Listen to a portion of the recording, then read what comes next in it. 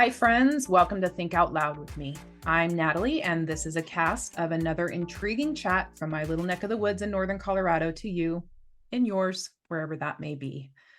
I host this digital adventure in an effort to turn a lifetime of internal mental chatter, wondering, silent suffering, physical and mental close calls into constructive and enlightening conversation with others.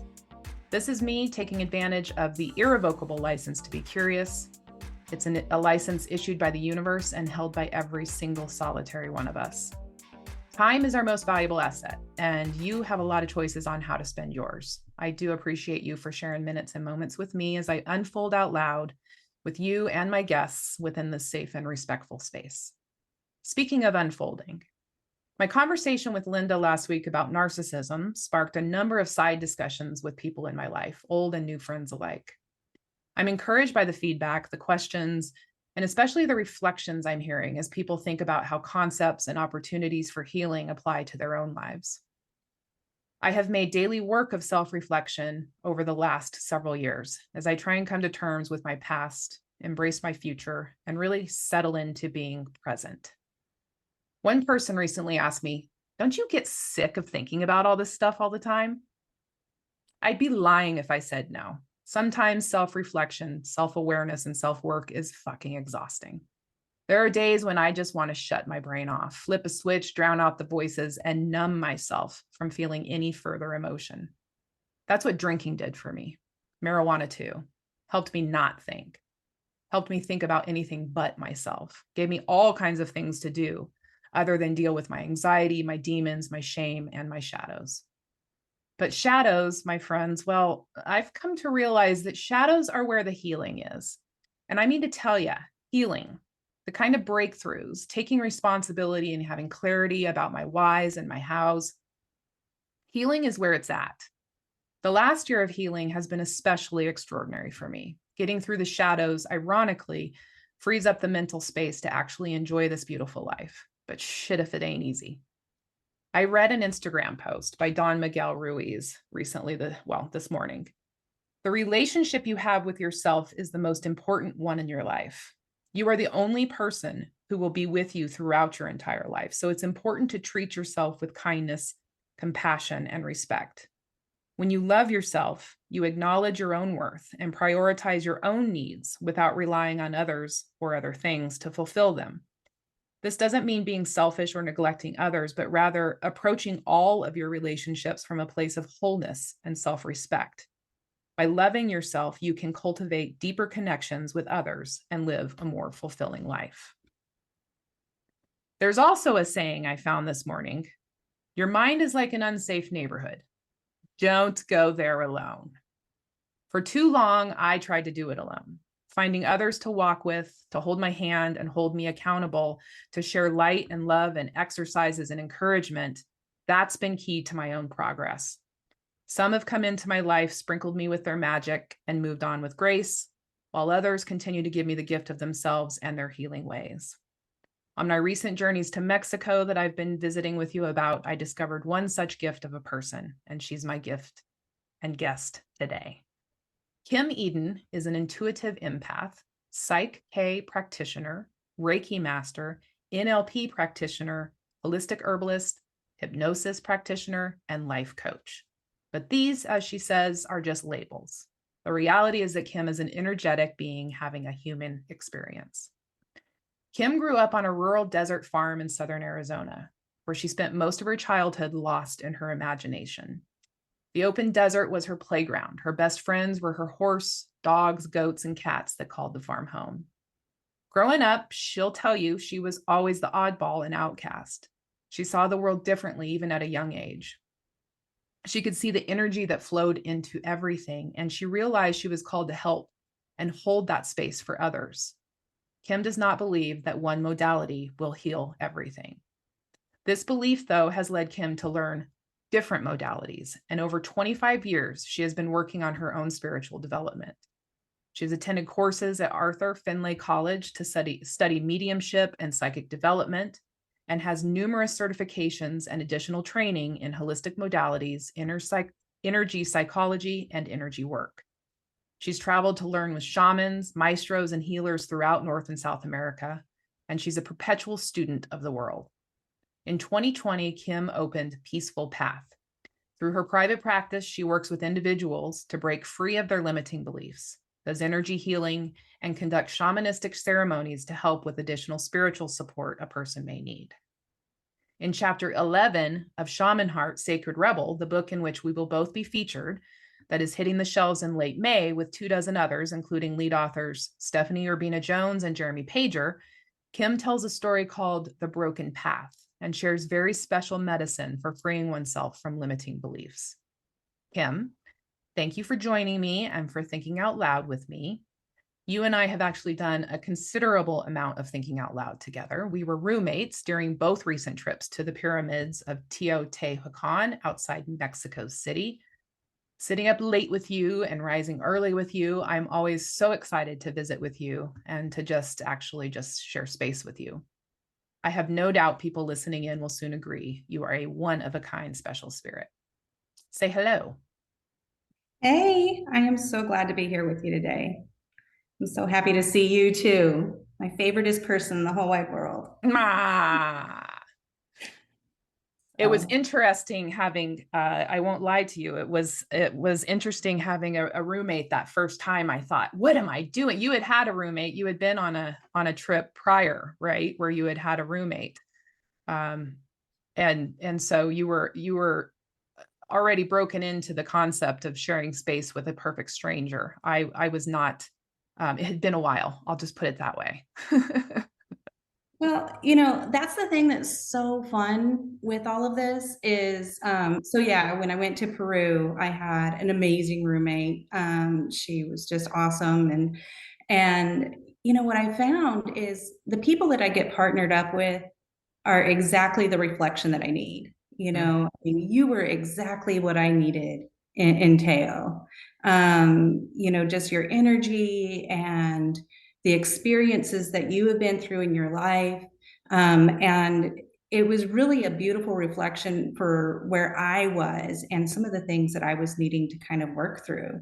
And so, I mean, it always just I just leave it up to the universe, and I always kind of go in with this little like, I wonder what I get to learn, who I'm going to get partnered up with, what is there? There's a certain amount of excitement for me to go into these now. Yeah, yeah.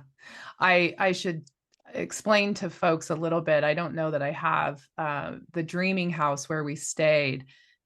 Where we do stay when we go down is this incredible little spot in the middle of this village, and behind a gate, and with a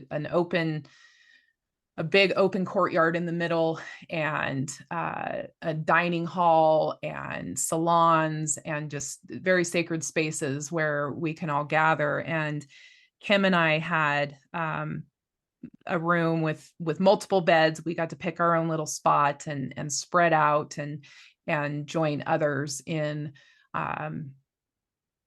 a journey, everyday journey of ceremonies and exercises and reflections and processing and group, and alone time too, just as valuable. As you think back over the last couple of journeys to Mexico, what has stood out to you as being kind of high points, if you will? Honestly, that first trip where we met face to face, because we had actually met through Zoom prior to that, but That's right. when we met in Teo, and just the coincidence that it was an all women's group, I mean, you couldn't make that up. And just the energy and the power of those women was just phenomenal. And you know that journey was a lot about, honestly, self-love, and finding that love for ourselves. And I think one of the points that um, I struggled with the most, but was also one of the most powerful, was when I wrote the vows to myself. Mm. because I really struggled with that. I agree. That was a powerful process to I'm uh, thinking back on just processing the concept of making a promise that you don't intend to break in any way, shape, or form. And the journey we had up into that point was profound. Just kind of the laying of our insides out in front of others for witness and for love, and to actually get to a point where we can promise to never, ultimately speaking for myself, never abandon myself again, never leave my own side, never take for granted a single second of my breath, that I'm a gift, that deserves my love and deserves um, grace. And it really was a very profound experience to look into my own eyes and make those promises. Yeah, I think, a big part of that trip was realizing that I was in one of the most toxic and abusive relationships. And, just talking down, attacking my weight and, questioning my intelligence and, just really a horrible relationship. And that abuser was me, Hmm. you know? And that's the thing that just blew my mind was, holy cow. Like, this is I always look outside of myself, and oh, I'll be perfect if I find the right man or this or that. But I was running away from me and just really in one of the most difficult and hardest relationships and abusive relationships. And it was me. Because I guarantee if when I was explaining that, you're like, you go, Gru, you get away from that person, right? Mhm. How do Mhm. you get away from yourself? How do you get away from yourself? And why do we do that? Gosh, yeah. I mean, the abuse that we tolerate at our And own it's hands. Yeah. self-abuse, you know? But the thing is it's learned, I mean, these are things that, when we're children, we're little teeny recording devices, and everything that we learn from up until age 7, they say, Mhm. we're just recording what we witness as a perceived norm of the world. And most of us didn't have, quote unquote functional, family units. I mean, what is that anyway, Right. right? It's what society says is functional. Mhm. But our parents didn't have, a great algorithm of like, this is how you raise a child, and this is what you do, and so I learned that from them and then I just carried it on and it's manifest in my relationships, it's manifest in my relationship with myself. And that quote that you read earlier, I mean, couldn't have been more perfect because it's true. And I think that that's the biggest piece with all of the work that we're doing is instead of looking outside of ourselves, the answer is in us. Mhm. And it's very different, this like as a bookend to my conversation with Linda last week, the concept of being so self-absorbed that you are unable to feel emotion on anybody else's behalf or, and the concept of narcissism, that this path of healing and self-love is a very, very, very different, it is a selfishness, because we begin and we end with ourselves. And it's something that I really had to understand. And because I've grown up in a people pleasing perfectionism, just taking care of everybody else's situations and problems and all of it ahead of me, right? So to finally dig in and put everything else and everybody else aside, not 100% of the time, but enough of the time that I could dig in and really start to understand what my own self, what I need to be whole. Um, it took some doing to just even create that space for myself. I don't think, there's the generational handing down of how to do that. I didn't learn, my mom and dad didn't teach me how to talk to myself, how to have conversations with and communicate with myself. In my house, you didn't talk about hard stuff. It just, it was a certain way, most of it in a more religious, this is the way it's done. Don't ask questions. It's here in this book kind of thing. Any other kind of way of thinking around it was not of any interest. And, so to actually get to an adult spot and or a place of adulthood and finally just run smack into myself and realize I got to make space for me, or otherwise I'm gonna.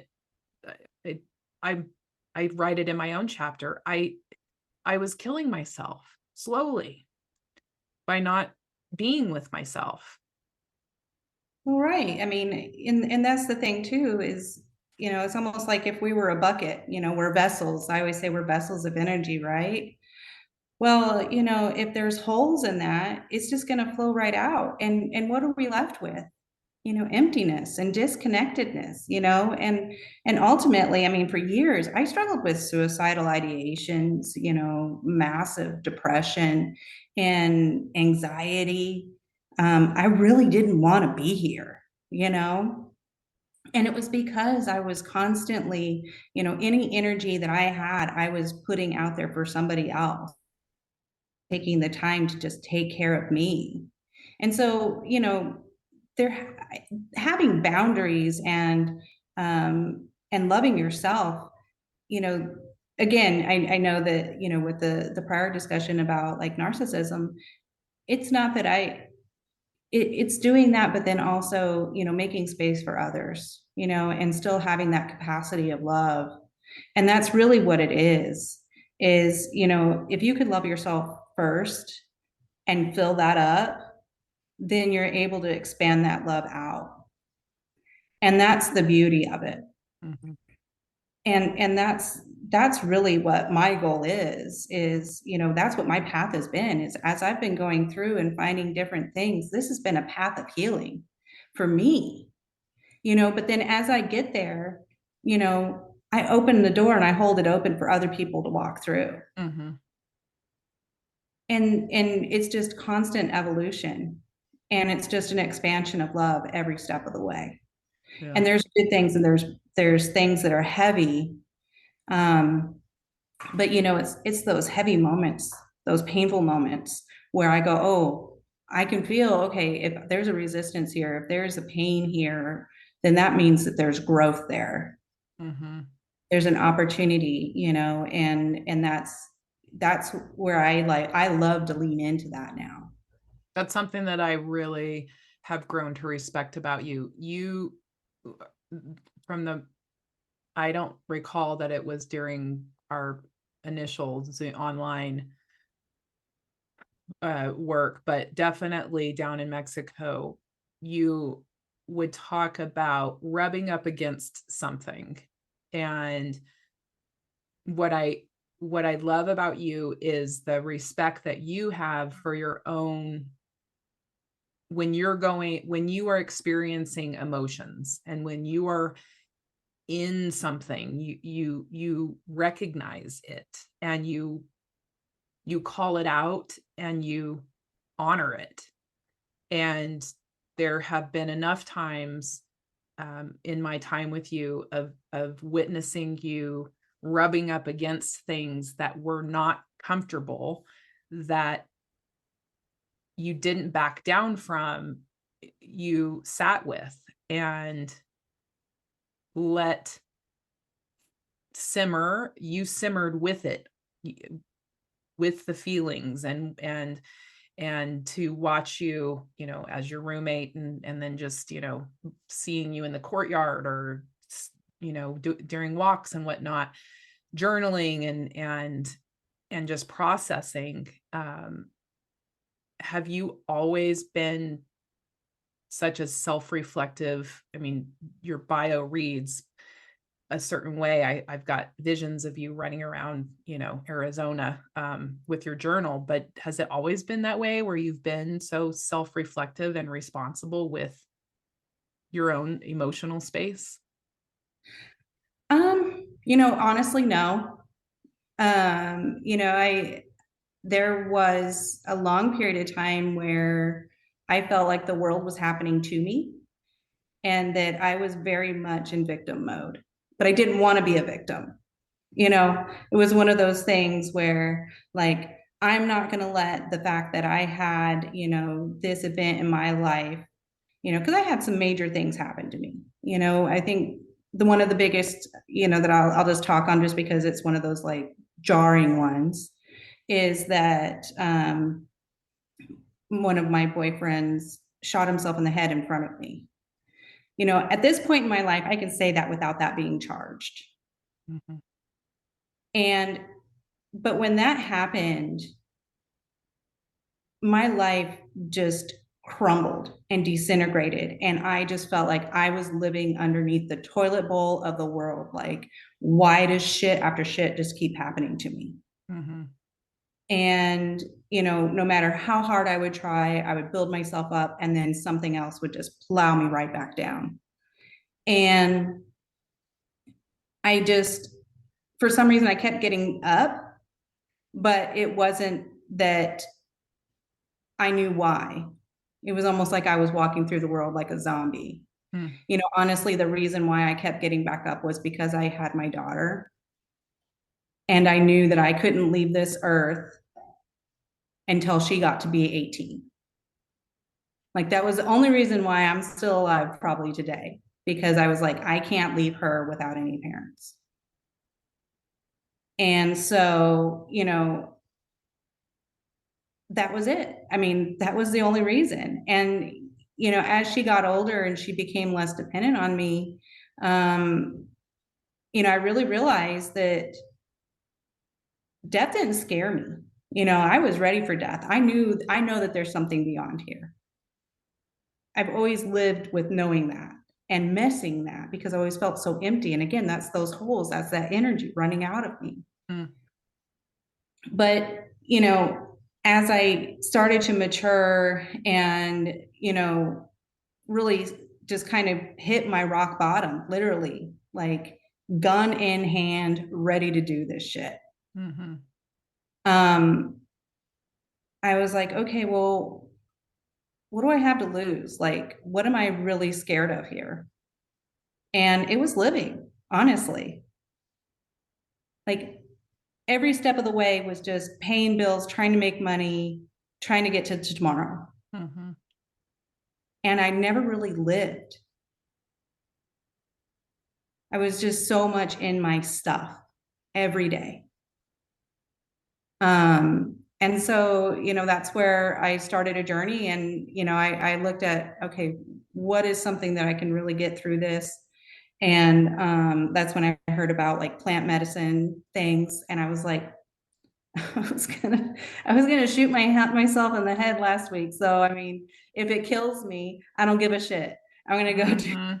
I'm gonna go do this plant medicine, and see if I have any great like epiphany. Mhm. And, that's what started the process, Hmm. of being able to just really tackle my fears. And, and that was what, where I started learning, and honestly, that's what plant medicine taught me, was you have a choice with when it comes down to those things that you rub up against, those things that are uncomfortable, those things that you don't want to look at or see, that are kind of, you shove them in the closet and you're like, I don't want anybody to know that, just see me. I have a smiling face, all the things that we see every day, nobody shows when they're really going through their stuff. Mhm. Because they hide all that crap in the closet, but it doesn't go away. And, so I was like, well, I want to get rid of this shit because it just keeps coming back out. Yep. And so, when you're on plant medicine, the one I happened to do was ayahuasca. Um, and it's becoming very, popular, and people are becoming a lot more aware of it. And I think it's just that the vibration of the world is getting to that point of recognizing that this is medicine that can really help us. They say you Mhm. do basically 7 years of therapy in one ayahuasca session, Wow. and it's true. Mhm. But, the thing is there's everybody's going through different things at different times, and how they wanna go through it, you could fight it, but the beauty of that plant is once you drink it, it's in you. Mhm. And it goes through and it finds the things. And for me, my experience was I had a choice. So it would show me things that were just like those horrible, dark, terrible things that were in my closet of Kim that I didn't want anybody to know about me. Mm. And I had a choice. Either I could fight against it and keep trying to hide it, which it wasn't going to let me do because it really strips away your ego and your ability to run from that. Mhm. Um, or I could choose to love it and accept it and sit with it and figure out why was it there in the first place. And that was really the first time that I learned how to kind of sit and appreciate those moments, those things that I rub against, like I say, Mhm. because they're teachers. You know, when we feel that pressure, when we feel that thing moving into us, that means that there's something in that we need to learn. Mhm. And so now I just get excited when I feel that because I'm like, this is a learning. This is, part of my expansion. This is, me finding something else that I get to work on with me. Mhm. And so, that's the beauty of it. Yeah. But it's all a perception, We can run from it. We can run from it forever. A lot of us do. But it still comes up. It's that thing that trips you over when you do that face plant. You're like, "Why the hell am I here again?" Mhm. You never took care of it, you just shoved it back in the closet. Yep. And so, honestly, that's a lot of the work that I do is help people through finding that. But, it's a self journey, We can sit there all day long and say, "Oh, well, I know exactly what it is. Let me tell you what you don't know about you." That's Yeah. not that's not what it's about because we don't learn from that. Mhm. A lot of it is the self discovery and seeing it for ourselves and then going, "Well, what do I want there instead?" Mhm. And it's changing our perception. We get so stuck in the box of this and that, you know, if I don't do this, or, I can only do this, or else that will happen. But what if we changed how we looked at it or how we felt about it? Mhm. It really expands that box. I always tell people just pick the box up and move it. Now, what do we do when we're not limited by the four walls of the box? Mhm. Wow. Something that comes to mind is the the way that you've said, it does the shadows that we dance with, they do just keep coming back. They may go around a corner, or they may, we may stuff them, and think that we've got them, secure, but they will come back. And the realization that we're the common denominator in all of these cycles, that we talk about victim, or, in codependency, it would be martyr, that the world is happening to us, at all times. And that this realization that an ownership, that we are creating our realities, and that we are re-upping and renewing these cycles, and expecting different results. And then we're flabbergasted when we get the same results, right? It's like, why does this, and we ask those questions, why does this keep happening to me? And if we're asking ourselves that, it's time to stop and reflect on those pieces and the box that we're sitting in, to really start to pick apart the why of the situation, so that we can make different choices. It's not something that, like we've said, it's not something that was passed on to us by our parents. And that's not a dig at our parents in any way, shape, or form. If they didn't have it to give in the first place, how could they have given, the tools? They weren't taught in the first place. And in many ways, I think, just like our children will teach us, we're able to teach our elders, different ways of thinking and progressing forward. And this, but back to, I am the common denominator in all of my life.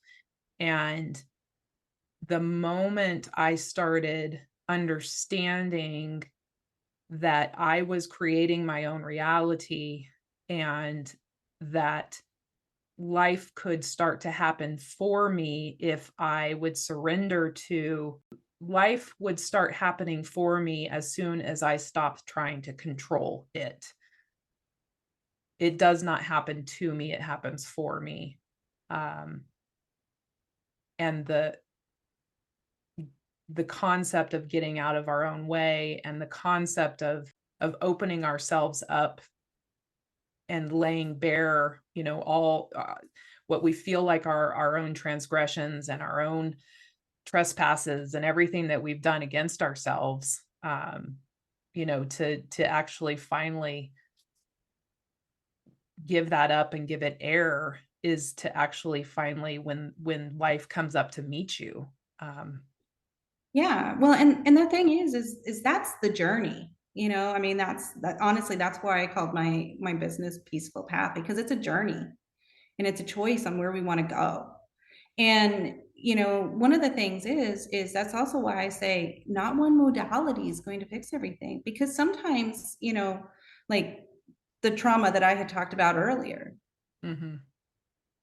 it wasn't just a snap of the fingers, or just like, oh, good, get over it. Like, there was a lot there.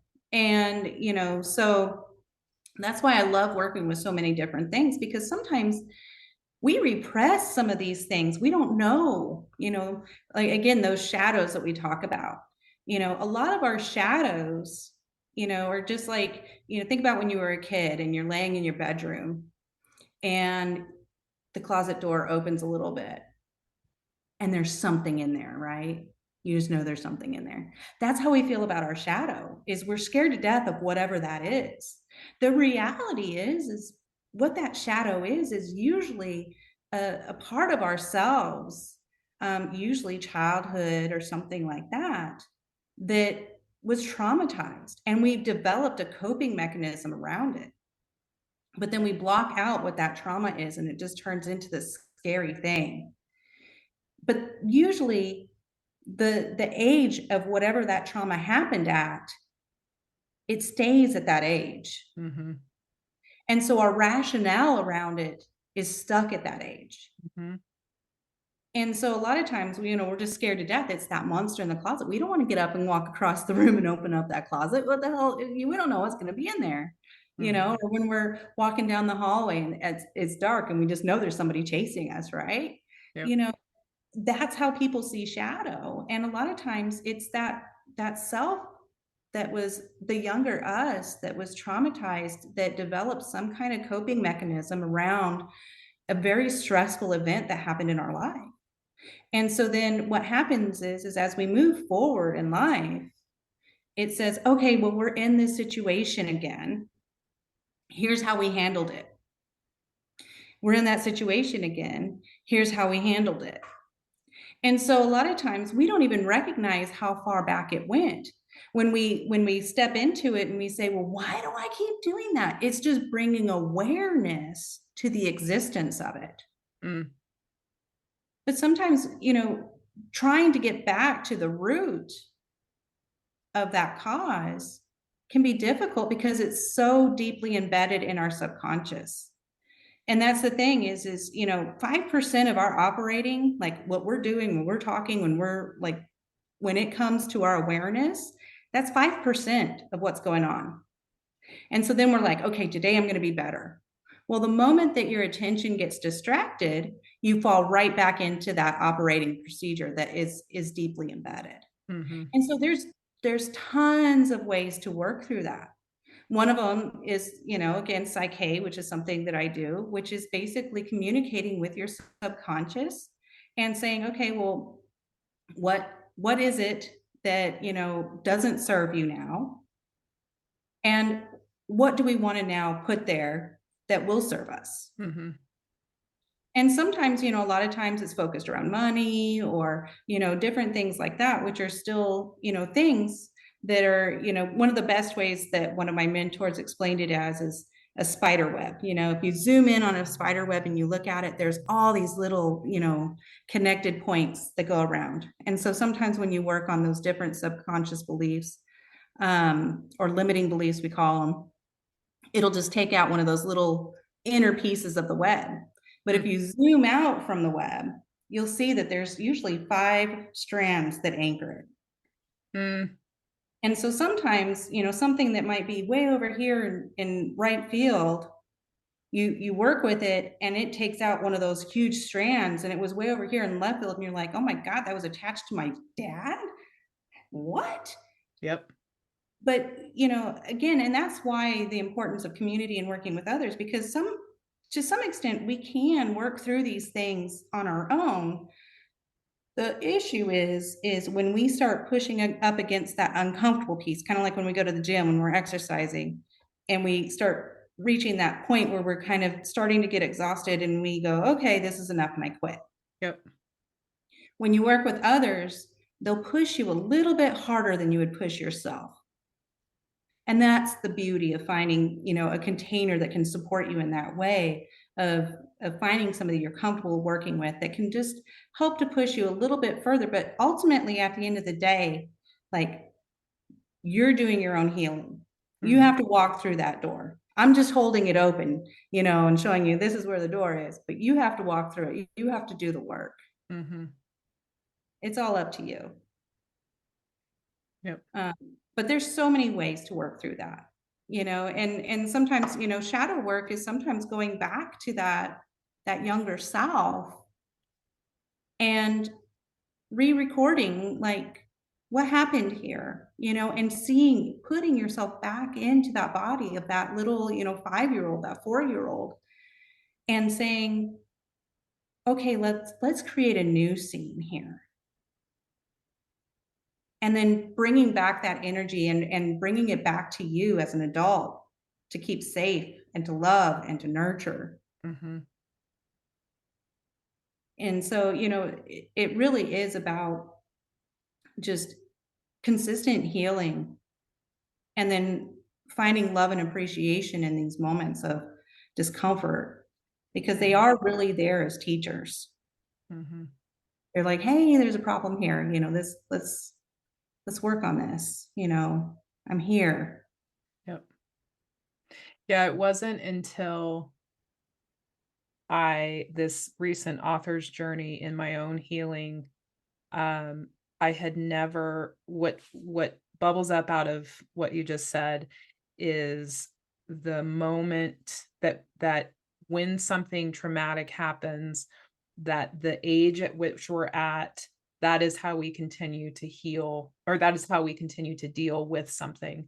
And it wasn't until the processing and of many months and people and ceremony and all of this, but I had never gone back to this moment of, and I write about it in my chapter in the shaman and the sacred rebel book.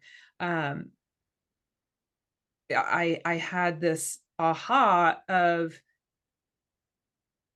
I decided in a certain moment of time that this was the end of this, and I was going to lock this up, and it was going to be dealt with a bow on it, and I was going to walk away from it and never revisit it. I didn't remember making that agreement with myself until I continued to chip and chip and chip and just like hammer away through with other people and processing and writing and just talking and walking and chanting and medicine women and all the different ways, the modalities of just trying to get at this, finally having this moment of clarity, like, holy shit, there it is in this little bitty box where I made a decision and I locked it up, and I have been fighting my entire adult life to keep it in such a way, and yet there my freedom is inside that little bitty box. And if I just open it up and sit with it for a minute and sit with the young woman that I was when I made that agreement, and go back over and feel into the situation from a new perspective of a person that's lived, to be able to look back and sit with myself and say, you had every right to be upset. You had every fucking right to be upset to the point of creating a box and locking away your love for yourself and for what life had dealt you. And it doesn't have to be that way anymore. And in letting it go, the weight being lifted off and the freedom that was in that, the flight of that agreement just taking off, there was so much relief in the realization. um, it helped so many other things in my life come into clarity, of cycles that I have been repeating for myself, of the same agreement showing up in other relationships with other, and in this case it was losing my dad to suicide, in the same agreement coming up in other relationships with mostly men but a couple of women, of giving up my power and giving up and saying fuck love. And so thank you for putting clarity around that. It takes time and commitment to dig. It takes your own spirit and your own self-love and commitment to just continue to dig and excavate to the point of freedom. And it's a never-ending process. I mean, who knows what else is buried, right? It's a Well, yeah. daily. I mean, and that's the thing. I mean, as you go through and I mean, and that's the thing too, that is when you call those pieces back to you, is so empowering. And for our author's journey, I had just an amazing expansive moment, because I hadn't realized that there was that piece of me, that I had just completely encapsulated.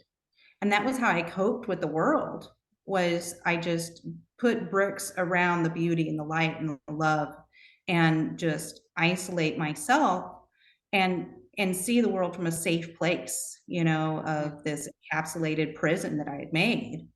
And when I was able to kind of just go within myself and um, open and say, I'm sorry. I'm Mhm. sorry for what I've done.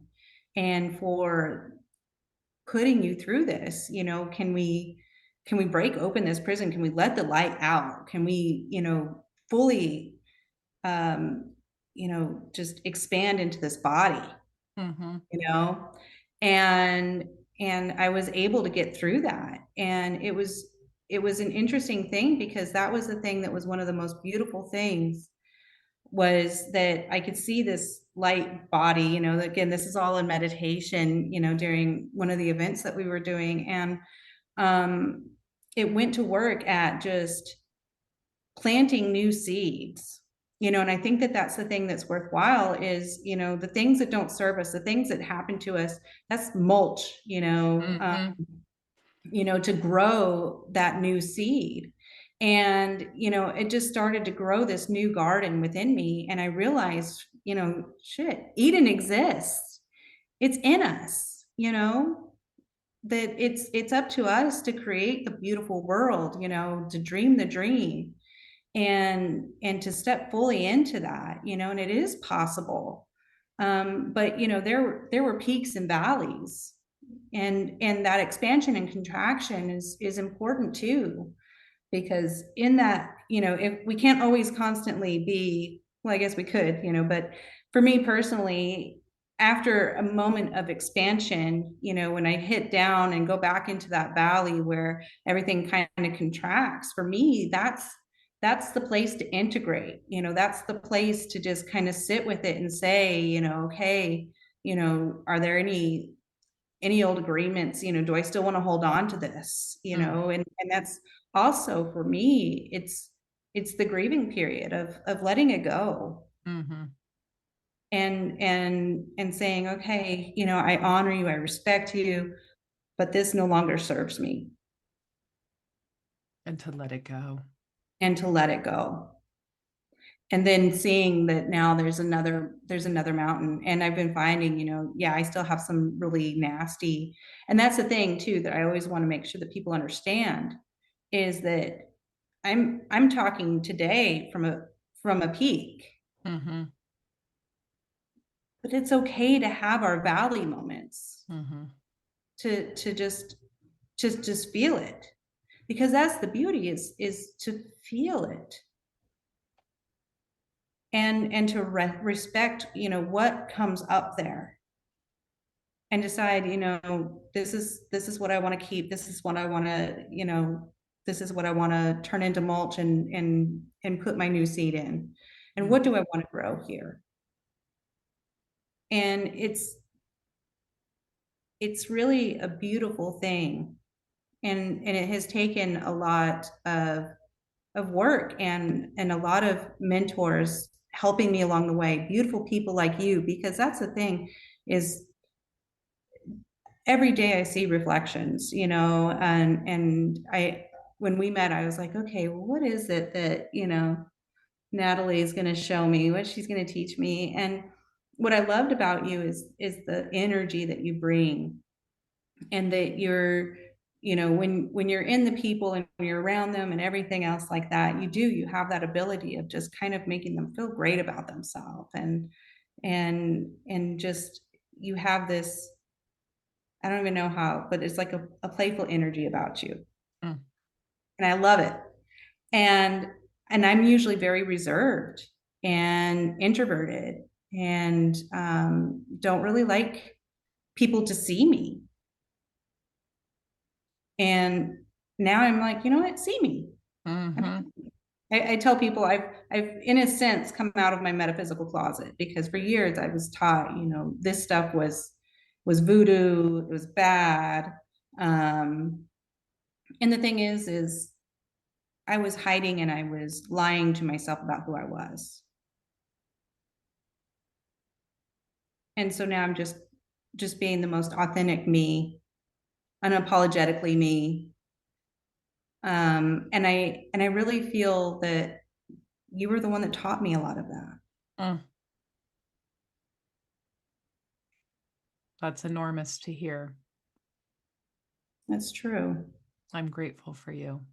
Oh, I'm grateful for you too. Mm. What a fantastic opportunity to visit with you, to think out loud with you.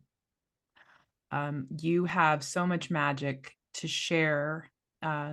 You are physically located outside of Nashville in a little, is it a little town? Yeah, it's pretty little. Pretty little. It's a little town called Adams, Tennessee, but uh, location shouldn't stop anybody anymore. I think if there was a blessing of COVID, there were many blessings of COVID, but one of them was to take away the boundaries of location and connect people across the digital landscape. Can you share details of how people can be in touch with you online? And if I've got folks that I know can benefit from your magic, how I can get them directed your way? Yeah, so I think one of the best is through my website, peacefulpath.net, or even just emailing me, Kim at peacefulpath or Kim Eden at peacefulpath.net. I am on Facebook, and Peaceful Path on Facebook. And then I am working on developing a YouTube channel where I really am going to go into detail about the different modalities that I practice, as well as some meditative practices that I've used that have helped me with anxiety and just kind of, bringing down the level so that I actually can work on things. Hmm. So that's a work in progress. And that's, again, Peaceful Path on YouTube. I'm Uh, really, really glad that you're coming out of your metaphysical closet because you do have magic to share and healing ways, and um, I'm I just am extremely grateful that our paths crossed. Jeremy and Stephanie uh, talk about, intention always working, and to think that we created each other in our own in our individual lives, that we that our paths crossed for so many different reasons, and that we'll continue to journey together and know each other more is just, it's fascinating and wonderful to me to think on. So I want you to know how much I appreciate you and appreciate you for being here. Um, Thank you all for tuning in and thinking out loud with me and today's guest, Kim Eden. I am absolutely wide open, and I know she is as well, to your thoughts and comments and feedback in response to the conversation you heard today. I actually have a lot more planned in the coming weeks as I welcome additional sisters and brothers from our recent journeys to Mexico. You will definitely want to tune in. Keep an eye out for when. And until then, take care of you. Big hugs, big love.